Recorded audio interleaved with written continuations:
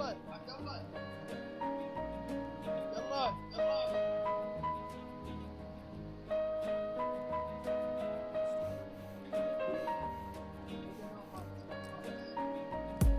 once knew a nigga whose real name was William. His primary concern was making $1 million, being the illest hustler that the world ever seen. He used to fuck movie stars and sniff coke in his dreams. A corrupted young mind at the age of 13. Nigga never had a father and his mom was a fiend. She put the pipe down, but for every year she was sober. Her son's heart simultaneously grew colder. He started hanging out, selling bags in the projects, checking the young chicks, looking for hit and run prospects. He was fascinated by material objects, but he understood money never brought respect. He built a reputation cause he could hustle and steal, but got locked once and didn't hesitate to squeal. So criminals he chilled with didn't think he was real. You see, me and niggas like this have never been equal. I don't project my insecurities on other people. He fiended for props like addicts with pipes and needles, and so he felt he had to prove to everyone he was evil. A feeble-minded young man with infinite potential, the product of a ghetto-bred capitalistic mental. Coincidentally, dropped out of school to sell weed, dancing with the devil, smoked until his eyes would bleed.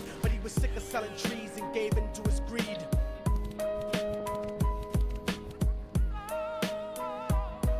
Everyone trying to be trife never faced the consequences. You probably only did a month for minor offenses. Ask a nigga doing life if he had another chance. But then again, there's always the wicked that knew in advance. Dance forever with the devil on a cold cell block. But that's what happens when you rape, murder, and sell rock. Devils used to be gods, angels that fell from the top. There's no diversity because we're burning in the melting pot.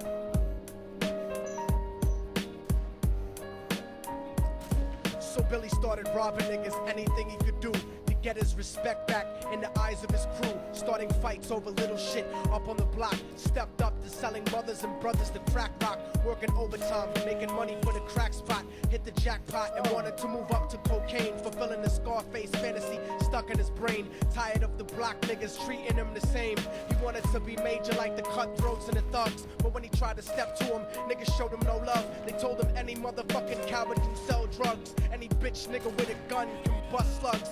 Any nigga with a red shirt can front like a blood. Even Puffy smoked the motherfucker up in the club. But only a real thug can stab someone till they die. Standing in front of them, staring straight into their eyes. Billy realized that these men were well guarded, and they wanted to test him before business started. Suggested raping a bitch to prove he was cold-hearted. So now he had a choice between going back to his life or making money with made men. Up in the sight, his dreams about cars and ice made him agree a hardcore nigga is all he ever wanted to be. And so he met them Friday night at 2:45.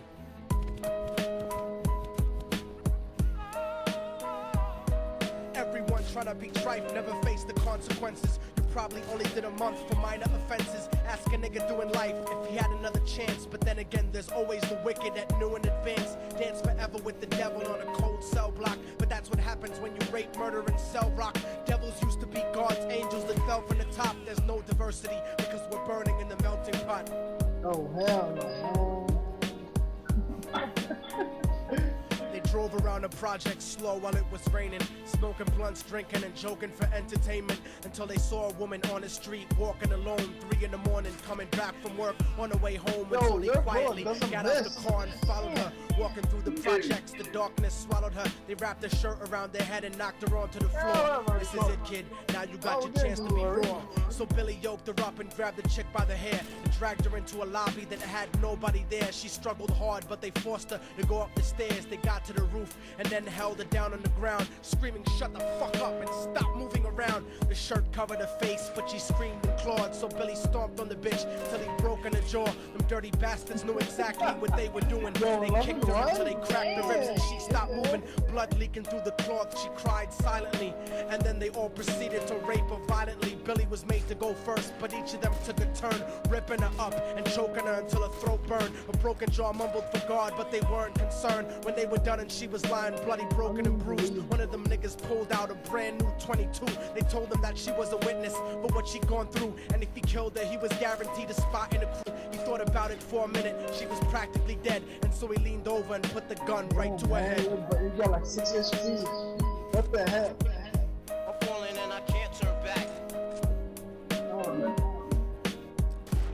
falling and I can't turn back. Right before he pulled the trigger, and ended a life. He thought about the cocaine with the platinum and ice, and he felt strong standing along with his new brothers. Cocked the gat to a head and pulled back the shirt cover, but what he saw made him start to cringe and stutter, cause he was staring into the eyes of his own mother. She looked back at him and cried cause he had forsaken her. She cried more painfully, and when they were raping her, his whole world stopped. He couldn't even contemplate. His corruption had successfully changed his fate, and he remembered how his mom used to come home late, working hard for nothing, cause now what was he worth? He turned away from the woman that had once given him birth, crying out to the sky cause he was lonely and scared, but only the devil responded cause God wasn't there. And right then he knew what it was to be empty and cold, and so he jumped off the roof and died with no soul. They say death takes you to a better place, but I doubt it. After that they killed his mother and never spoke about it. And listen, cause the story that I'm telling is true, cause I was there with Billy Jacobs and I raped his mom too. And now the devil follows me everywhere that I go.